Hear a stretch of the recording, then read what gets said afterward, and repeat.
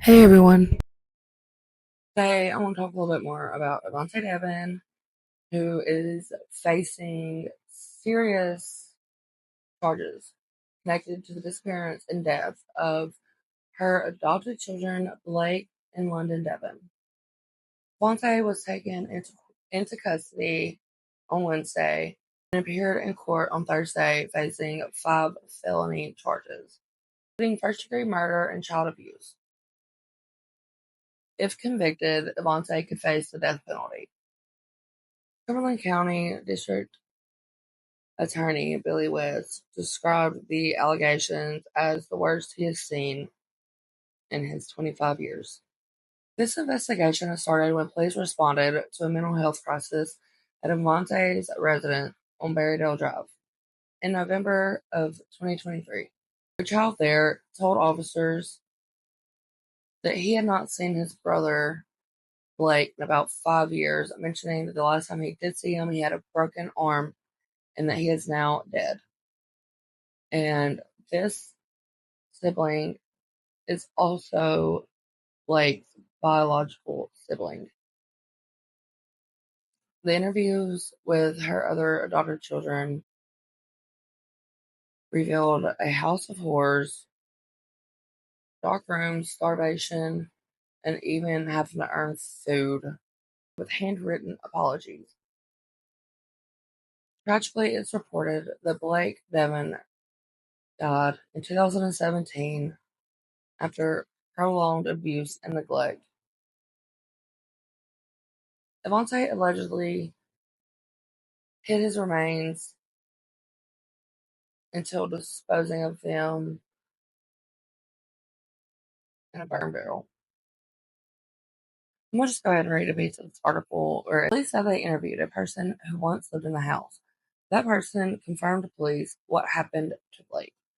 The person said that Blake died in 2017 at the home after long durations of being abused, starved, and tortured. The person said despite pleas from the other children, Avantae refused to call for medical help when Blake collapsed and went unconscious. Instead, the person said Avantae hatched a plan to hide his remains until she could decide how to dispose of them permanently.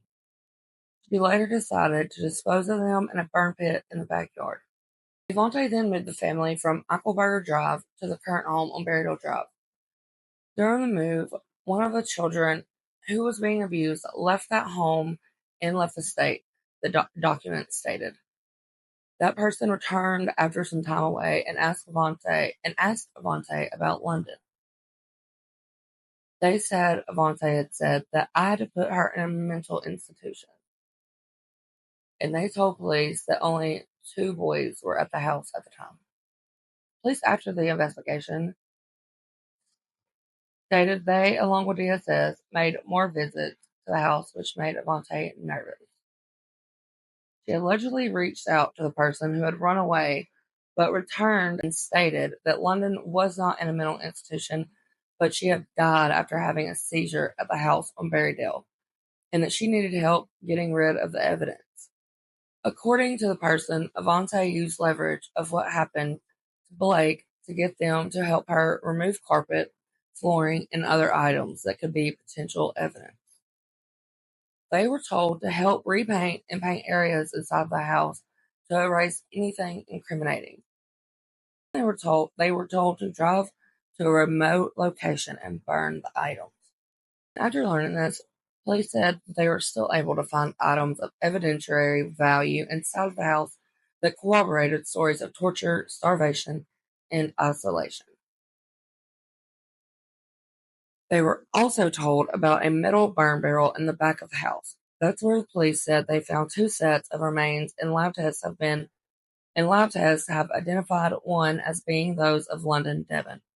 The other set of remains hasn't been positively identified as Blake, but police stated in the report that they believe those remains are Blake Deven. Said a video was also recovered from Walmart that shows Avantae Deven, who had another child with her at the time, purchasing a red cooler just like one of the children had described.